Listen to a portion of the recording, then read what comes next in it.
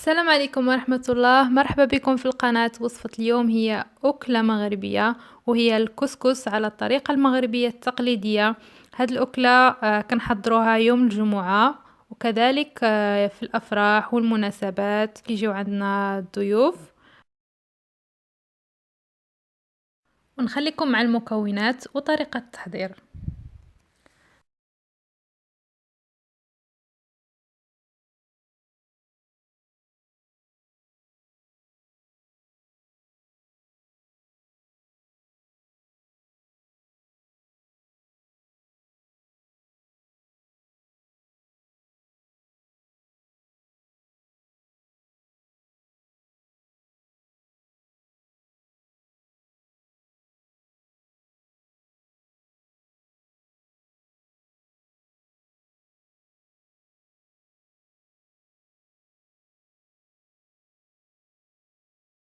بسم الله على بركة الله. بالنسبة إلى الدجاج، أنا استخدمت دجاجة حجم كيلو تقريبا و200 جرام. تبلتها من قبل في ربع ملعقة من الفلفل الأسود والكركم والزنجبيل، وكنحتفظ بها على جنب. كذلك إلى الجزر، 3 حبات من الجزر. نحتاج إلى ملعقة صغيرة من الفلفل الأسود، ملعقة كبيرة من الزنجبيل، وملعقة كبيرة من الكركم، وكذلك إلى حبة بصل مقطعة إلى شكل مكعبات، حزمة أو رزمة من الكزبرة والبقدونس، وإلى عود من القرفة.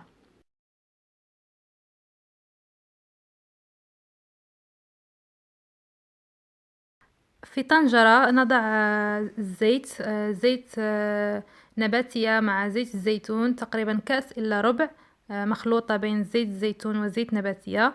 وكنوضعوا الدجاجة اللي كنا متبلين من قبل في الزيت، وكنحمروا الدجاجة في الزيت من كلا الجوانب. كنقليوها في الزيت.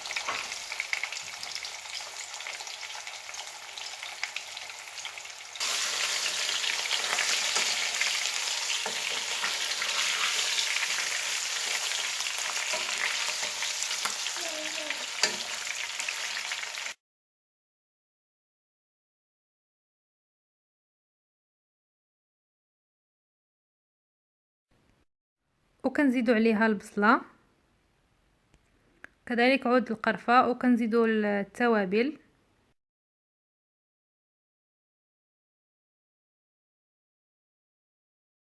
اذا متوفر عندكم السمن مملح، تقدروا تزيدوا معلقه صغيره من السمن. انا ما عنديش، ما متوفرش، ما استخدمتوش.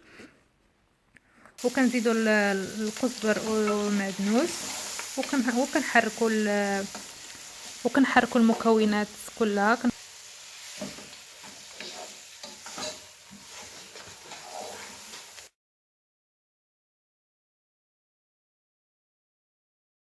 كنزيدوا الحمص. انا ما ذكرتوش في المكونات لانه اختياري، اذا بغيتو ممكن تضيفوه، اذا ما بغيتوش ممكن تستغنوا عليه. وكذلك الملح حسب الذوق.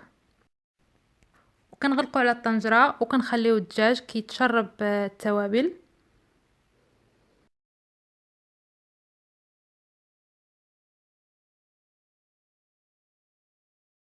ومن بعد كنزيدوا الماء كيكون سخون، لتر ونصف من الماء.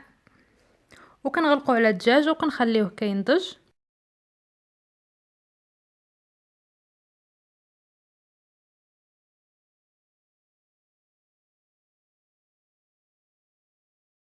بعد مرور تقريبا نصف ساعة كنزيدوا الجزر على الدجاج، وكنغلقوا عليه وكنخليو الدجاج كيكمل النضج ديالو. ونمروا المرحلة الثانية، هي مرحلة تحضير التفاية. نحتاج إلى البصل مقطع إلى شكل شرائح، تقريبا كيلو من البصل أو 4 حبات من البصل.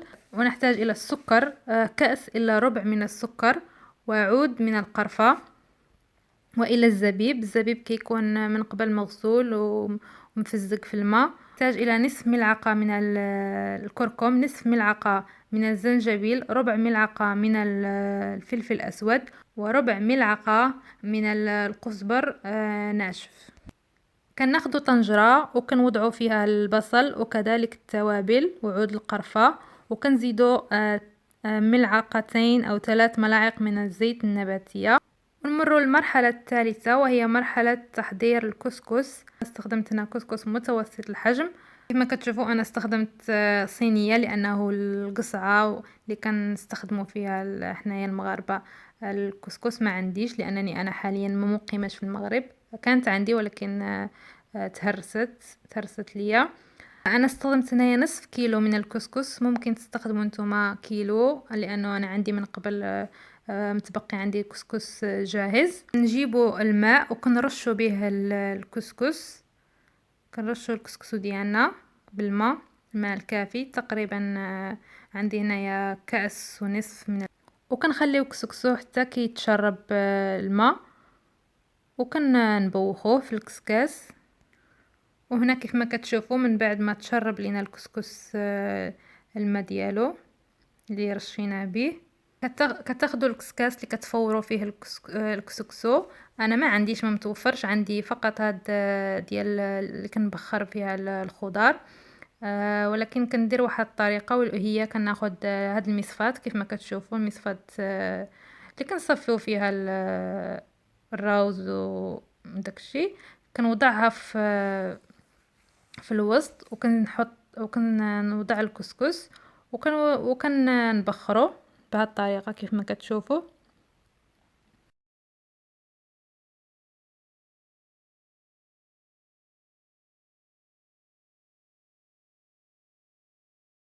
وهنا كيف ما كتشوفوا البصله بعد ما تشحرت لينا وبدات ضربت نص الطياب تقريبا، كنزيد عليها الزبيب كيف ما ذكرت، زبيب مغسول وكنزيد السكر ومعلقه صغيره من القرفه، وكنحرك وكنغلق عليها.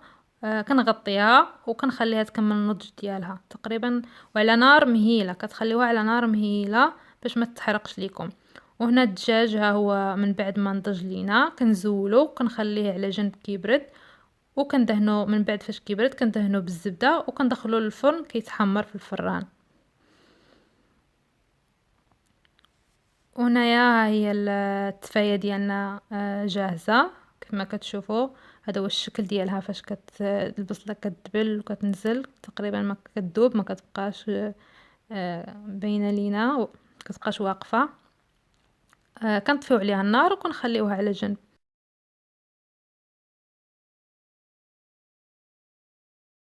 هنا الكسكسو ديالنا من بعد ما فار لينا التصفيره الاولى كنزولوه كنزيدو عليه شويه د الملحه تقريبا معلقه صغيره من الملح حسب الذوق، وكذلك ملعقتين الى 3 ملاعق من الزيت، واذا عندكم السمن مالح ممكن تزيدوه.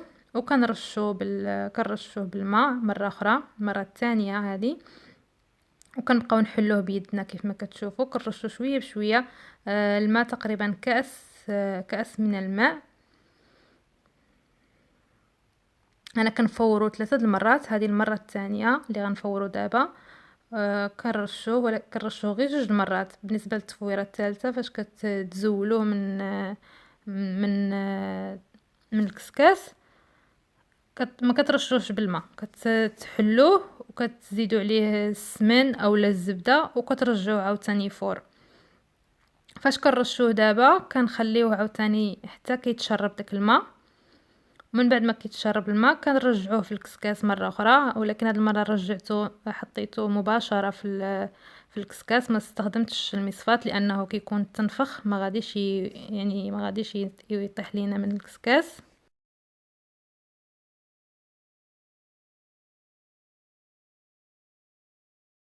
وعندي هنايا خديت اللوز للتزيين باش غادي نزين اللوز. حمرته في شويه الزيت. كذلك هذا الدجاج من بعد ما خرج من الفران، من بعد ما تحمر في الفران. وعندي البيض كذلك للتزيين. وكنوضعوا الكسكسو في صحن التقديم. بالنسبه لطريقه التقديم وطريقه التزيين كتبقى كل واحد وطريقته. انا هنايا في الاول كنوضع الكسكس هو الاول وكنسقيه بالمرق، ماشي بزاف، شويه د المرق، وكنوضع الدجاجه في الوسط وكندورها بالتفايه، وكيف ما كتشوفوا معايا في الفيديو الطريقة راه هي يعني باينة كيفاش كنقدم الكسكس.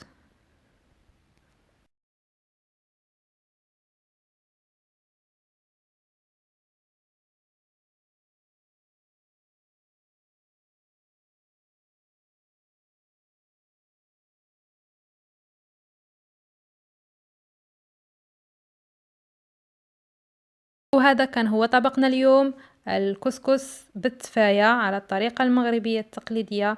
كنتمنى تكون وصفة اليوم نالت إعجابكم، وإذا عجبتكم الوصفة ما تنسونيش من اللايك، وكذلك إذا كنتم أول مرة كتشاهدوا القناة ما تنسوش تشترك في القناة، سبسكرايب وشير للفيديو، شاركوا الفيديو مع أصدقائكم وأحبابكم، وإلى اللقاء مع وصفة أخرى إن شاء الله. مع السلامة.